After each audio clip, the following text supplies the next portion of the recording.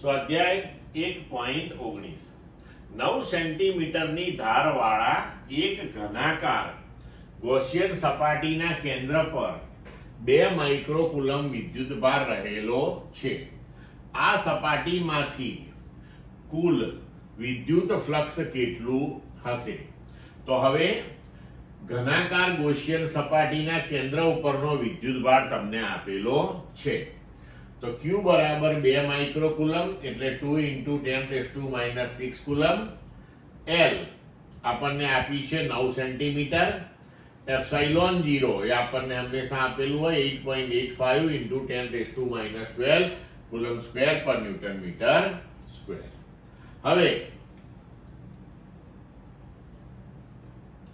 phi બરાબર Q/એપ્સાઇલોન 0.